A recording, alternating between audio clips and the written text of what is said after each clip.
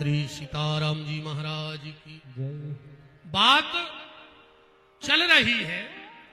मैं निवेदन करना चाहता हूं बेटियों से, अपने मां बाप का घमंड और गौरव बनना। और जितने मां बाप बैठे हो वो भी सुन लो, अपनी बेटियों को तितली मत बनाओ, उड़ाओ। इनका उड़ना जरूरी है। ये जब उड़ेंगी तो इतिहास रचेंगी। इनको हर सर्विस में भेजो, डॉक्टर बनाओ, इंजीनियर बनाओ, सेना में भेजो, साइंटिस्ट बनाओ, नेता बनाओ, पर तितली बना के मत उड़ाओ। उड़ाओ तो, पर तितली बना के नहीं। इनको मधुमक्खी बना के उड़ाओ। इनको एक डंक दो साथ में, और अपनी बेटी से कहो कि बेटी तुझे उड़ना है, पर तितली बन के नहीं, मधुमक्खी बन करके।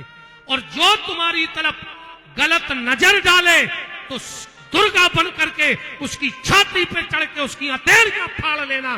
फिर जो होगा बाद में हम लोग देख लेंगे। अपने बच्चों से ऐसा व्यवहार बनाओ कि ये तुम्हें कुछ बताने में हिचकिचाए ना। ज्यादातर बच्चे आज मां बाप को बता भी नहीं पाते। ये कमजोरी मां बाप की है। कहते हैं जब पांव का जूता बच्चे का अपने पांव में आने लगे तो उससे मित्रवत व्यवहार हो जाना चाहिए। छोटी से छोटी बात, अगर कोई लड़का गलत नजर से देख रहा है तो अपनी बेटी को वो शिक्षा दो कि वो सबसे पहले आके तुम्हें बताए कि पापा आज वो लड़का मुझे गलत नजर से देख रहा था। तो तुम मां बाप बनने के लायक हो, तुम्हारा दायित्व है। और सुन लो, तुम तो बेटा बिल्कुल छाती पे चढ़ के आंखें लोच ले आइयो।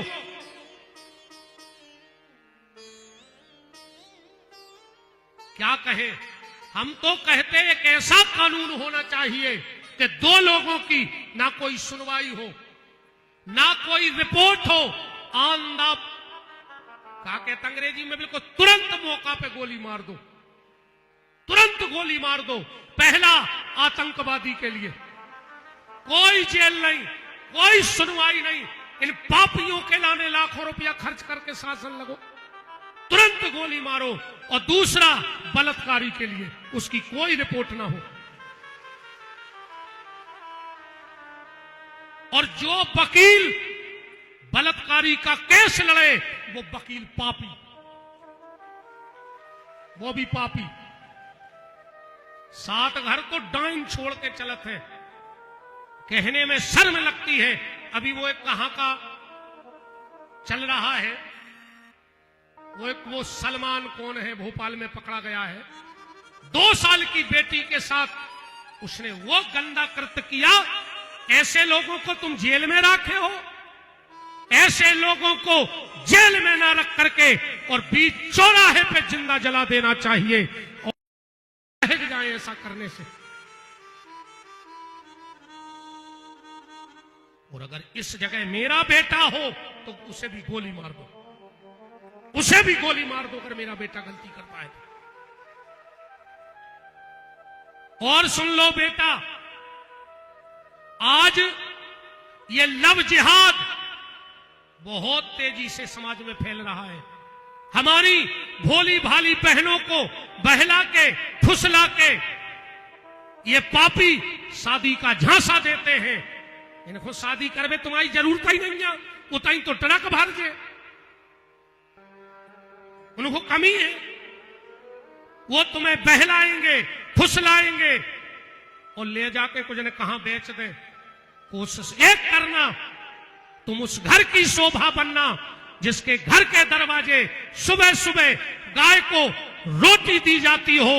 उस चौखट पे थूकना मत जिसके घर में रोटी में धर के ही गाय खा ली जाती हो। उसकी चौखट पे थूकना भी मत। तुम मीरा हो, तुम सीता हो, सावित्री हो, तुम सत्यवती हो, और तुम सूप न खा के रोल में आ गई। आज बहुदत्ता के भी आंखें फूट रही। घर के मोड़ी मोड़ा इंस्टाग्राम पे नच रहे, तुम्हारों की कार्य आत्मा ही मर गई बिल्कुल। और अगर तुम्हारी औलाद तुम्हारी नहीं मान रही तो तुम्हारे तो इतना अच्छो है मौका, रात में गणेशगंज स्टेशन जाके रेल के नीचे मर जा। दुर्घटना से देर भली और सेल पास से रेल भली तुम्हारे गांव में है, मर जो बिल्कुल। बेटा हरो, दो दो कुल की लाश तुम्हारे हाथ में है, लाज ने दबो दियो। बात चल रही थी कि संसार में नारी सब बर्दाश्त कर लेती है, दो चीजें बर्दाश्त नहीं कर सकती, बच्चे की भूख और पापा की बुराई। दुनिया की कोई बेटी बर्दाश्त नहीं कर सकती। तो बेटा हरो, तो हाथ जोड़ के प्रार्थना है, काम वो करियो ये सायपुर में कि जोन दिना सागर जिले के पेपर पे सबसे ऊपर तुम्हारी फोटो छपे, क्या सायपुर के फलाने की बिटिया ने 10वीं में 98% अंक प्राप्त करे हैं। वो दिन बाप की भी छाती चौड़ी हो जाए, सायपुर की तो मैं दीपू भैया की छाती फट जाएगी, हमारी विधानसभा की मोड़ी। और 98 पर जाओ भैया, नहीं है गौरव की बात। काम ऐसा करो, और अगर बाप का नाम कमा नहीं सकते तो मत कमाओ। हम बिल्कुल नहीं कह रहे कि नाव कमाओ, चाहे लड़का हो चाहे बिटियां, पर बेटा जितनी तुम्हारे बहू दद्दा ने बना ली होए, उनके जियत उतनी बनी रहती को बस तो करे रहियो कि उनकी बनाओ ने तो मिठाइयों ने जितनी उन्हें गांव में अपनी बनाई।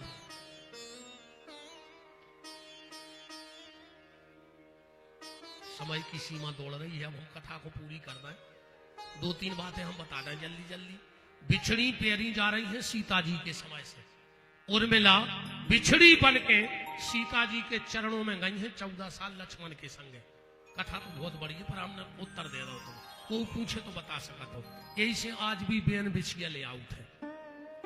सुदामा जी चावल ले गए, जैन समाज इसलिए चावल ले जाती है क्योंकि जैन समाज में पुनर्जन्म नहीं है, पुनर्जन्म नहीं माना जाता। जैसे चावल छिलके में जब तक रहेगा तो धान बना देगा, पर अगर छिलका से दूर होगा तो चावल में ताकत नहीं है कि नौ चावल बना देगा। ऐसे ही जैन समाज इसलिए चावल लेके जाती है कि जैसे इस चावल के बाद इस चावल की गति नहीं है, ऐसे शरीर के बाद मेरी गति दूसरा जन्म ना हो, इसी जन्म से मुझे मोक्ष मिल जाए, मैं भगवान ऋषभदेव महावीर के चरणों में लीन हो जाऊं। और इसीलिए सुदामा चावल ले गए। देखो, बचपन कृष्ण की तरह हो, नटखटिया, जवानी राम की तरह हो, मर्यादित। बचपन कृष्ण की तरह जीना, जवानी राम की तरह जीना, और बुढ़ापा भगवान महावीर की तरह जीना, बिल्कुल मुक्त होकर के बुढ़ापा जीना, मुक्त होकर बुढ़ापा जीना। सुदामा जी चावल लेके गए थे, 4 मुट्ठी चावल, कथा से आप सब परिचित हैं। भगवान ने बहुत कुछ दिया। फिर धर्म के 10 लक्षण, कलयुगी राजाओं का वंश वर्णन, अंत में तक्षक का आना, परीक्षित को काटना, सुखदेव जी का जाना, और जन्मेजय का यज्ञ करना, आस्तिक मुनि का के यज्ञ रोकना, और पूरी भागवत को इकट्ठी करके इस साहेबपुर के खेड़ापति श्री हनुमान जी महाराज के चरणों में अपनी वाणी को विराम की ओर ले जाना। बहुत बहुत धन्यवाद इस कार्यक्रम के मार्गदर्शक, संरक्षक, परम आदरणीय, परम श्रद्धेय गौ संत ब्राह्मण प्रतिपालक। 2 मिनट और बैठे रहो, अब न भगो, आखिरी दिन आने भगेंगे, हमारी बात मान जाओ। 2 मिनट के लिए परम आदरणीय गौ संत ब्राह्मण सेवी, सम्माननीय कलयुग का दिलीप कहे कि वशिष्ठ कहे कि राजा जनक कहे, ऐसे सम्माननीय पंडित श्री गोपाल भार्गव जी को प्रणाम करता हूं, और उन्हीं के पद चिन्हों पर चलने वाले, और कल के लिए दीपू भैया मैं आपको हृदय से धन्यवाद देता हूं। कल की पोस्ट के लिए आपको, राजा को ऐसा ही होना चाहिए। जो बड़ी तेजी से कल एक पोस्ट वायरल हुई एक व्यक्ति विशेष ने पूरे समाज को गालियां दी और आपने उसका खंडन किया, उसके लिए आपको धन्यवाद। क्योंकि हम वो लोग हैं जो अच्छाई में जान दे देंगे और अगर हमारे घर का व्यक्ति भी बुराई करता है तो हम उसका साथ छोड़ देंगे। ये हमारा सिद्धांत है। आज इस सोशल मीडिया पे व्यक्ति पर्सनल बुराई को सामाजिक बुराई बना के बैठ गया है और इसी तरह अगर हम कबीलों में बंटते रहे, दूर होते रहे, दुष्ट तो चाह ही रहे हैं कि हम में नफरत का जहर घुले और हम एक दूसरे को मार काट डालें। भाईचारा, मैंने कई बार कथाओं में कहा है कि राम भक्ति थोड़ी सी भली कम करना, पर राष्ट्र भक्ति में पंक्ति के सबसे आगे खड़े होना, क्योंकि राष्ट्र भक्ति सबसे बड़ी है। राष्ट्र होगा तो राम बचेंगे, वरना राम के मंदिर भी नहीं बचेंगे, राम भी नहीं बचेंगे। इसलिए राष्ट्र सर्वोपरि है। हम ये नफरत के बीज ना बोकर प्रेम की वो फसल उगाएं, क्योंकि अब वक्त आ गया है। हमने खूब कहा, जहां डाल डाल पर सोने की चिड़िया करती है रैन बसेरा, वो भारत देश है मेरा। तुमने देश को सोने की चिड़िया बना दिया। कभी अंग्रेजों ने गुलामी के पिंजरे में रखा, क्योंकि चिड़िया तो पिंजरे में जाती है।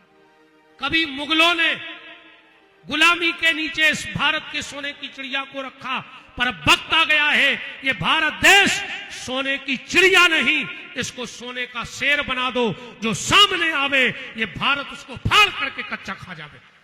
अब सोने का शेर है ये देश, सोने की चिड़िया नहीं आना फिर पिंजरा में है। बहुत बहुत इस कार्यक्रम के मार्गदर्शक मेरे बहुत प्रिय, मैं बहुत प्रेम करता हूं। स्वार्थ मेरा इनसे भी कोई नहीं है, आपनों को उस स्वार्थ नहीं है।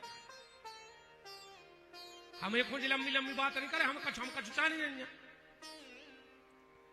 पर वो तो दिल की बात है। दिल लगा है आपसे तो लगा है, उसमें क्या दिक्कत है। ऐसे अपने पिता के गौरव को, सम्मान को नित नव उत्तरोत्तर और कीर्ति के शिखर पर पहुंचा रहे दीपू भैया, जोरदार तालियां एक बार दीपू भैया के लिए। और इस कार्यक्रम के यजमान हमारे शास्त्री जी कह रहे थे, दीपू भैया आज गाड़ी में कह ले गुरु जी जो जजमान है बिल्कुल सीधो है, लटकेल झटकेल नन्या कैसी जी आज गाड़ी चलाते करे, भारी सुद्धड़ा जजमान है कहीं।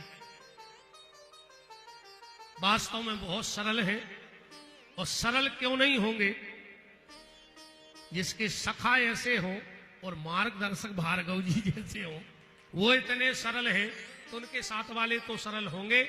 ऐसे हमारे नगर परिषद के अध्यक्ष भैया देवराज सिंह जी लोधी, उनकी गृह स्वामिनी बहन पार्वती जी, ऐसे ही देवराज जी, हम तो कहते हर साल कथा करवाजो, कथावाचक बदलत रखो, हम ऐसा नहीं कि हम आवे, कथावाचक हर साल बदलियो, पर कथा ने बदलियो। साल में एक कार्यक्रम तो दीपू भैया हर नगर में भाव चाहिए, कथावाचक को होए, कथा सुनने वाले भर तुम्हारे पक्के बने रहियो। ऐसे धार्मिक आयोजन होते रहते हैं तो बहुत से जो गलत कार्य होने होते हैं वो नष्ट हो जाते हैं। मैं उस दिन परसों जेल गया था एक दिन को, तो मानवेंद्र सिंह जी परिहार साहब हैं जेल अधीक्षक जी, कह रहे थे कि गुरु जी अगर ये कथाएं ने होती, प्रवचन ने होते, हम तो मर जाते। हमने कहा साहब, बोले 90% तो तुम्हारे यहाँ सुधार है। कहूँ ये कथा में ने बैठते तो ये कलारी पे बैठते, और कलारी पे बैठते तो 2-4 को रपटिया के कारागार में। कहां तक जेल भरती सरकार, कहां इतनी सरकार के पास जगह थोड़ी है। ऐसे आयोजन आप करते रहे, ऐसे ही धर्म के मार्ग पे आप चलते रहे। आपकी पूरी टीम को धन्यवाद। पूर्व अध्यक्ष मनोज जैन जी, युवा मंडल अध्यक्ष नितेश सोनी जी, चंचल जैन जी, हमारे सभी उत्तम सिंह जी, ठाकुर साहब, देवेंद्र गौर जी, बिहीवाए लम्बड़दार, भटावारे लम्बड़दार, इनकी अच्छी एक आध कुमड़ा बारे ने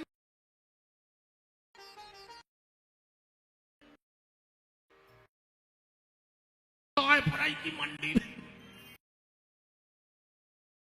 लिए साधुवाद हमारे दुर्गा सोनी जी कन्नक पर बैठी रहो बेन हरो 2 मिनट। अब तक छगाओ बिना प्रसाद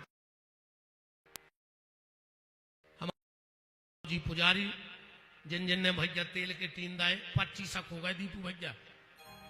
और का एक देवेंद्र जी ने दे दो, एक भट्टावारों ने दे दो, एक बिहीवारों ने दे दो,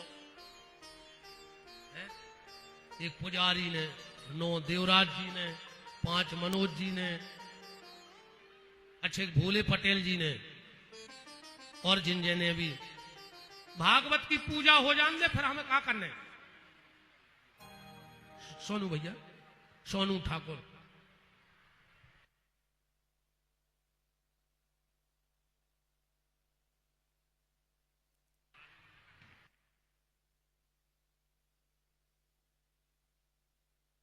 धन्यवाद भैया। 3 तेल 3 केशव सोनी जोरदार तालियां। 2 मिनट पूजा दिन नहीं जाएंगे ना आने गए आखिरी दिन। एक और श्री विजय सिंह जी बिहीवारे लंबड़दार 1 कुंटल गेहूं। वाह पीका तो है ये मैं बिहीवारों को वो तो नहीं कटगाओ।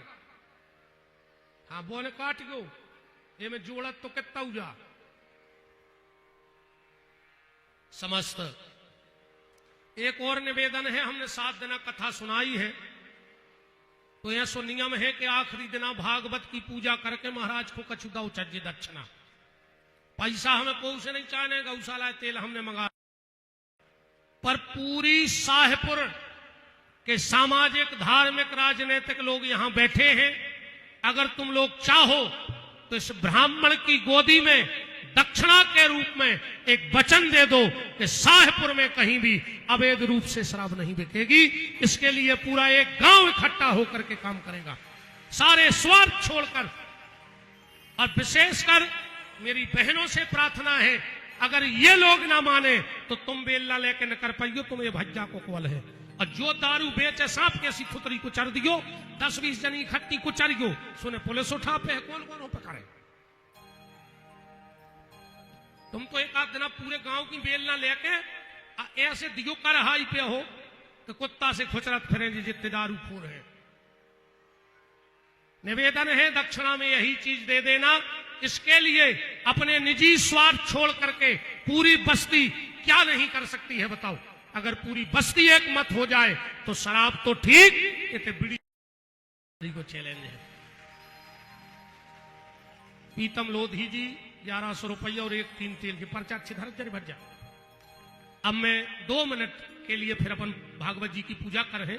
मैं सम्मानीय दीपू भैया से निवेदन करता हूं कि वो आभार प्रकट करें और 2 शब्दों में देवराज जी भी आभार प्रकट करें। सम्मानीय दीपू भैया।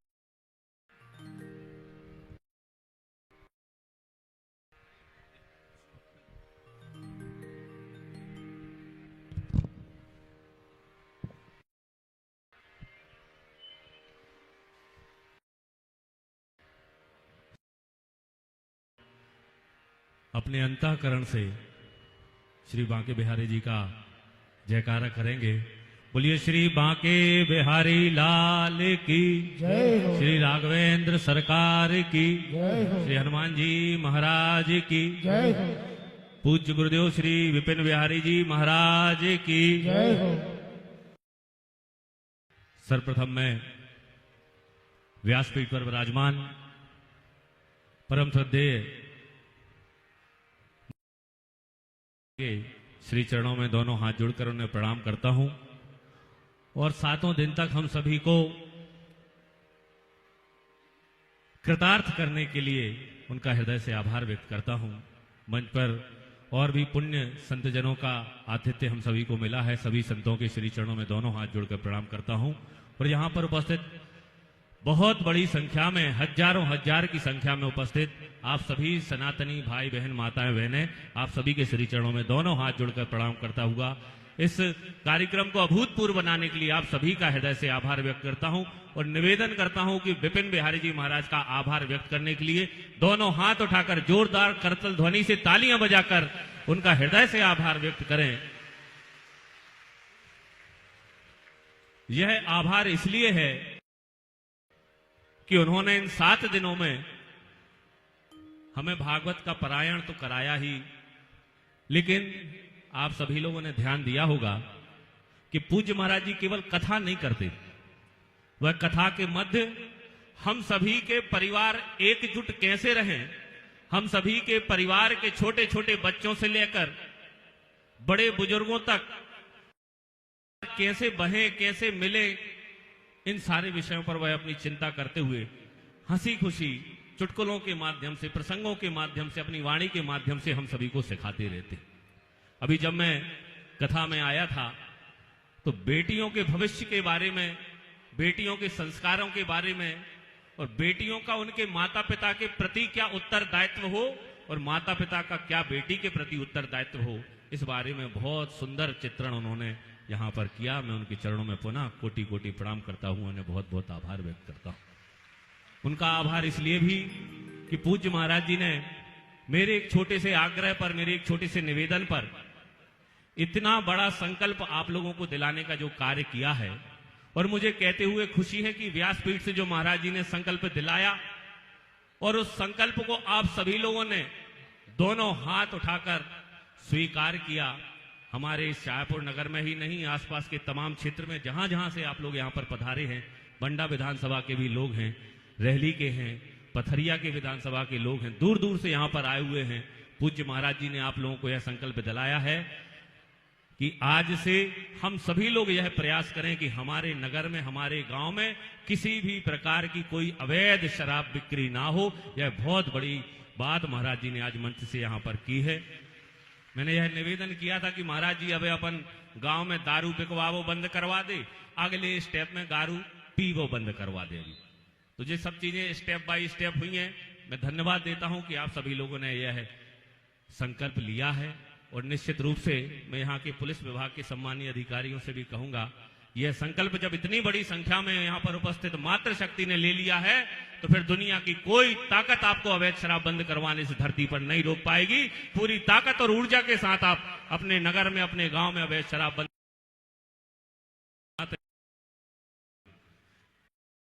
जी कह रहे थे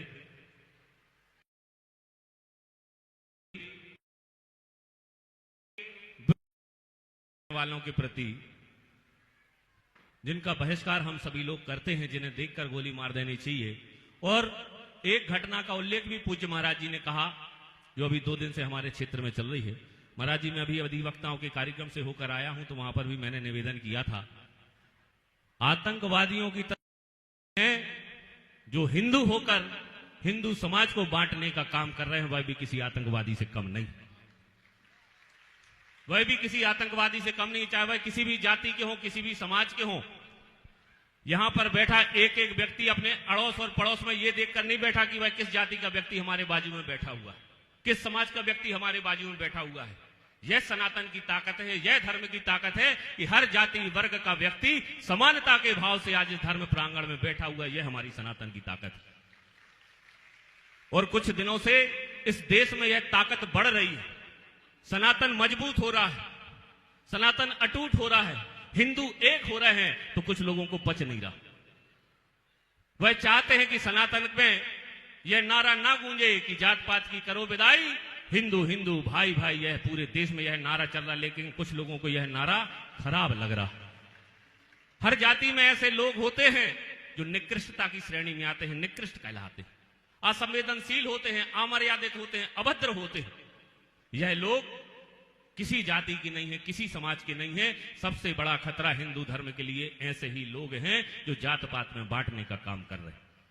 मैंने आज अधिवक्ताओं से पूज्य गुरुदेव निवेदन किया कि जब आतंकवादियों की पैरवी आप नहीं करते, बलात्कारियों की पैरवी आप नहीं करते, तो समाज को बांटने वाले लोगों की भी पैरवी आप ना करें। ऐसा मैंने निवेदन अधिवक्ताओं से किया, और मुझे कहती हुए खुशी है कि उन्होंने इस बात को स्वीकार किया। आज जितना खतरा इस देश को आतंकवादियों से है, उतना ही खतरा ऐसे लोगों से भी है जो हिंदुओं को आपस में बांटने का काम कर।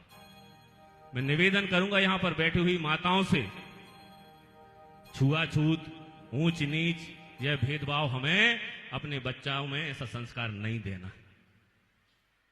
हर हिंदू आपस में भाई बहन की तरह है, हर हिंदू आपस में भाई भाई है, सनातन आपस में एकजुट होकर रहे, इस बात के संस्कार हमें आने वाली पीढ़ी में देने हैं। इस बात का संकल्प भी आप लोगों को आज इस धर्म प्रांगण से लेना चाहिए। और मैं निवेदन करूंगा कि अगर हमारे समाज में कोई भी इस प्रकार का भेदभाव करता है तो उसकी जाति के लोगों को सबसे पहले उसका बहिष्कार करना चाहिए, बाद में दूसरी जाति के लोग करें। इतनी बड़ी संख्या में लगातार 7 दिन आप सभी लोग इस अभूतपूर्व कार्यक्रम में पूज्य महाराज जी के मुखारबिंद से श्रीमद् भागवत कथा का श्रवण करने के लिए पधारे। मैं दोनों हाथ जोड़कर आप सभी का हृदय से बहुत बहुत आभार व्यक्त करता हूं। और इस संपूर्ण कार्यक्रम को जिन सभी लोगों ने अपनी गरिमामयी उपस्थिति से सफल बनाया, जिन सभी सहयोगी साथियों ने इस कार्यक्रम को अभूतपूर्व बनाने में दिन रात मेहनत की, उन सभी का मैं हृदय से बहुत बहुत आभार व्यक्त करता हूं। सभी सहयोगी साथियों का बहुत बहुत आभार व्यक्त करता हूं। और यहां उपस्थित पुनः आप सभी माताएं, बहनें, वरिष्ठजन, आप सभी के श्री चरणों में दोनों हाथ जोड़कर प्रणाम करता हुआ अपनी बात को यहीं विराम देता हूं। सनातन को एक रखने के लिए, जात पात की विदाई करने के लिए, हिंदू हिंदू भाई भाई के संकल्प को दोहराने के लिए मैं सभी लोगों से निवेदन करूंगा कि जो जहां बैठा है या जो जहां खड़ा है, दोनों हाथ उठाकर मुट्ठी बांधकर जय श्री राम का उद्घोष हम सब लोग करेंगे। जरा दोनों हाथ उठाइए, मुट्ठी बांधिए, बोलिए जय श्री राम, जय श्री राम, जय जय श्री राम, जय श्री राम, जय जय श्री राम। जय श्री राम। यह केवल जयकारा नहीं है, आप लोगों ने मेरी बात को ध्यान से सुना होगा, यह संकल्प है। हमें किसी के भी प्रति असम्मान की भावना नहीं रखनी है, हमें किसी भी जाति पंथ संप्रदाय के प्रति भेदभाव की भाषा का इस्तेमाल नहीं करना है, भावना नहीं रखनी है। हम सभी हिंदू आपस में भाई भाई हैं, इस बात का संकल्प आप लोगों को दिलाया गया है। आप सभी के श्री चरणों में, पूज्य महाराज जी के श्री चरणों में कोटि कोटि आभार व्यक्त करता हुआ। और गुरुदेव अगली कथा की डेट वहीं से मांगे ले रहे, जहां की कहो रैली विधानसभा क्षेत्र में, जब की कहो सो हमारे वहीं से तैयारी लगा दे, यहाँ सो न छोड़े हमारे। आपने भले ही कही कि हर साल या कथा हो को भी बुला लियो, हमारा ने वक्ता नहीं रहने को दूसरा वक्ता बुला लियो, लेकिन अबे अपनो मन भरो का बताओ को मन भरो का। अब एते की जनता जा रही कि जब 7 नहीं 70 दिन चले जा कथा, ऐसे ही चाह रहे। तो अगली कथा की डेट 2 जने हाथ ठाड़े करके ताली बजाओ के अगली कथा की डेट भी हमारों को चाहे। जो प्रेम है गुरुदेव आपके प्रति हम सभी का, क्योंकि वास्तव में एक से एक कथावाचकों को हमने सुना है, एक से एक दिव्य संत हमने देखे हैं, उनकी अपनी अलग महिमा है, किसी संत की किसी से तुलना नहीं हो सकती। लेकिन जिस प्रेममयी वाणी से इन माताओं में, इन बच्चों में, इन बुजुर्गों के हृदय तक आप पहुंच जाते हो, यह अपने आप में एक अभूतपूर्व आपका अंदाज है, आपका यह परमात्मा की आपके ऊपर कृपा है। मैं पुनः आपके श्री चरणों में दोनों हाथ जोड़कर हृदय से आभार व्यक्त करता हूं कि आपकी यह कृपा हम सभी पर सदैव बनी रहे। बहुत बहुत हेलो, अब मैं एक मिनट, बहुत ही भावपूर्ण और एक दीपू भैया आपके पूरे प्रवचन पे सिर्फ एक बात है कि दुनिया की कोई भी जाति नीच नहीं होती, दुनिया की कोई भी जाति नीच नहीं होती। ताली में तो गड़गड़ाहट ले आओ, पर हर जात में 2-4 नीच जरूर होते हैं, और वे हर समाज की सत्यानाश करे हैं वे नीच। इन नीचों ने, जो हर जात में 2-4 नीच हैं, इन नीचों ने सत्यानाश कर दी धर्म की। बहुत बहुत आपके लिए साधुवाद। ऐसे ही आप पर गैया की, ब्राह्मणों की, संत की, इन माताओं बहनों का आशीर्वाद ऐसा ही आपके सिर पे 24 घंटे हाथ बना रहे। और इसी सभा में हमारी छोटी बहन, हो सका तो दिन आपको बुरा लगा हुए हमाओ, हमारी छोटी बहन श्रीमती शिल्पी अभिषेक भार्गव जी उपस्थित हैं, और हम तो बहन से ज्यादा तुम्हें परोपकारी मानत है। इनको शायद उतना खराब लगे जो हमने कह रही थी मंचाई पे कि आप कुछ नहीं हो। वेदिका फाउंडेशन का जो आपने कार्य किया है, ये भाई धन से तो सहयोग नहीं कर सकता, पर व्यास गद्दी पे बैठता हूं, पर इस भाई का दोनों हाथ उठा के छोटी बहन आशीर्वाद तुम्हें जरूर है कि ऐसे ही जिस मार्ग पर तुम्हारे ससुर पूरे जीवन परोपकार के मार्ग पे चले, उसी मार्ग पे उन्होंने अपने पुत्र को ढाला और मुझे खुशी है कि उसी मार्ग पर उनकी पुत्र वधू मेरी बहन शिल्पी भी उसी मार्ग पे चल पड़ी है। ये अनंत जन्मों के हजारों, और ऐसा नहीं, वेदिका फाउंडेशन का जो कार्य है वो ऐसा नहीं कि वोट के लोभ का हो। वोट के लोभ का होता तो हम बिल्कुल तारीफ न करते, वो तो राजनीति आए। पर मैंने खुद देखा है, कहीं से कोई गरीब माँ बाप अपने बच्चे बीमार लेके आ जाएं तो जरूरी नहीं कि वो रहली विधानसभा का हो, वो किसी भी विधानसभा का हो, बस इंसान हो, उसकी सेवा में मेरी बहन खड़ी है। मैं बहुत बहुत हृदय से बड़ा भाई तुम्हें आशीर्वाद देता है। खूब ऐसे ही कृपा ठाकुर जी मेरी बहन पे और दीपू भैया पे बनाए रखे। दो शब्द हमारे देवराज जी, और फिर हम ग्रंथ पूजन की तरफ चलेंगे और आरती करेंगे।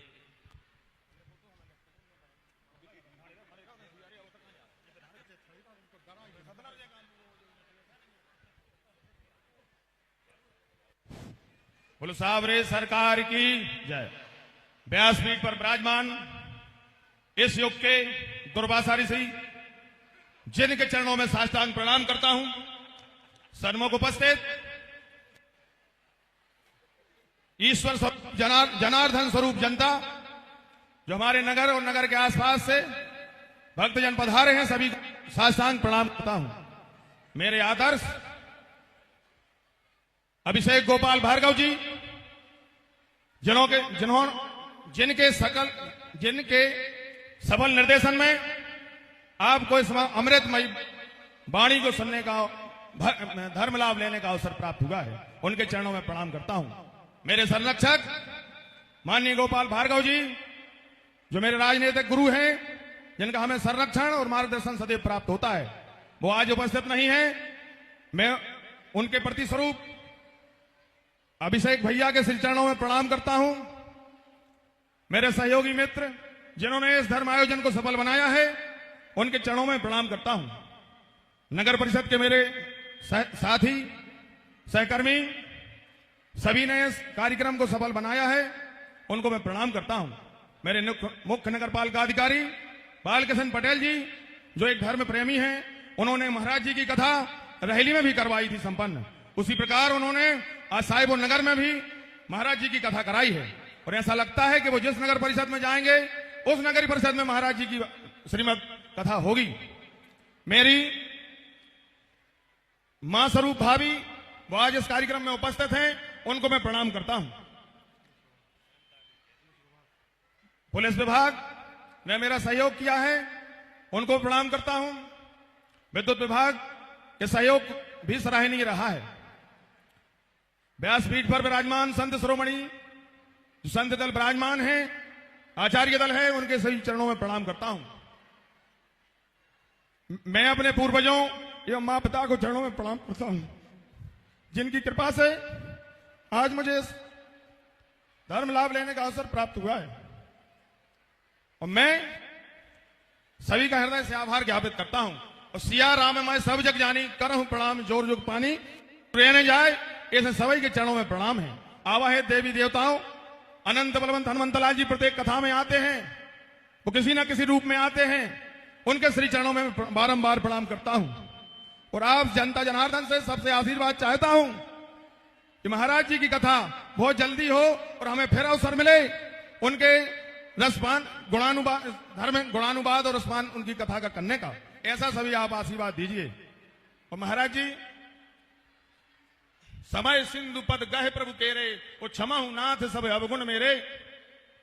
इस आयोजन में मैं ब्राह्मण दल या आचार्य दल या किसी मेरे अधीनस्थ या सहकर्मी या मेरे मित्र या किसी मेरे ज्येष्ठ श्रेष्ठों से मेरे द्वारा मनसा वाचा कर्मणा से किसी को दुख पहुंचा हो तो मैं अपने हृदय की गहराइयों से उससे क्षमा मांगता हूं। भगवान अनंत बलवंत हनुमंत लाल जी से प्रार्थना करता हूं कि साहिबपुर नगर में ऐसे ही धर्म आयोजन होते रहें। इसके महाराज जी से चरणों में प्रार्थना है कि मोहे कबाऊ न विसारियो दीन बंद भगवान। बारंबार कोटि कोटि प्रणाम करता हूं। गुरुदेव व्यास गद्दी के सभी श्रेष्ठों को साष्टांग प्रणाम। एवं जनता जनार्दन को साष्टांग प्रणाम करता हूं। जय श्री राम। बहुत बहुत जो शब्द पटा रहे हैं वो भाव से भरे हैं, चाहे देवराज जी हो, और आज पहली बार इतने समय में मैंने देखा कि दीपू भैया को भी गलो भरे आओ। ये आपका प्रेम बता रहा है कि मेरी जगह आपके हृदय में कहां तक बन गई है। तो ठाकुर जी खूब कृपा करें, ऐसे हमारे देवराज जी, ऐसे दीपू भैया आज दोनों भावुक हो गए। श्री विजय सिंह जी सरपंच देवरी पथरियाबाद की ओर से 1000 रुपया गौशाला के लिए आए हुए हैं। भगवान उन पर अपनी कृपा बनाए रखें। बलराम राय स्टेशन वाले, उनकी ओर से भी 500 रुपए की राशि आई हुई है। भगवान उन पर अपनी कृपा बनाए रखें। और यहां से जो गौशाला को यजमान बन रहे हैं, श्री अरविंद मिश्रा जी, ठाकुर फीरन सिंह मेमोरियल स्कूल सायपुर, जितेंद्र यादव जी, सरदार सिंह जी परिहार और बिही वारे लम्बड़दार सायपुर, और एक 3 हेमंत कुर्मी जी और एक 3 बाबू पटेल खरौआ वारे, 50 किलो पौने गेहूं दान नेक नारायण सहे महदेली जी सायपुर, प्राथमिक शाला निपानिया 500 रुपया गौशाला के लिए, और बलराम राय 500 रुपया, विशाल सिंह जी तिनसी वाले 50 किलो गेहूं। ये रखो भैया संभाल के कागज। शास्त्री जी, अब नियम अनुसार 5 मिनट में जिन जिन को पुराण का सौभाग्य मिल जाए वो इस जीने से आएंगे और पूजन करके इस जीने से उतर जाएंगे। नियम से तो सबको भागवत जी का पूजन करना चाहिए, पर 5 मिनट का समय है। जिन जिन को सौभाग्य मिल जाए तो इस तरफ से आओ और इस तरफ से पूजा करके निकल जाओ। 5 मिनट, जब तक एक भजन। अब मैं श्री जहार सेन जी को बुलाते हैं कि वे मंच पर आए। उनका स्वागत मनोज जैन जी करेंगे। वैभव कुकरेले जी अध्यक्ष, अपनों को श्री नहीं विजय सिंह यारे। जी, पवन जी गुंजोरा, भूपेंद्र जी गुंजोरा, अतुल तिवारी जी गुंजोरा, राघवेंद्र स्वामी, दीपक गोलू। हाँ, जो भी पूजन कर ले वो पूजन करके निकलते जाएं। बिना राम रघुनंदन अपनो को नहीं यारे, कोयलिया बोली रे।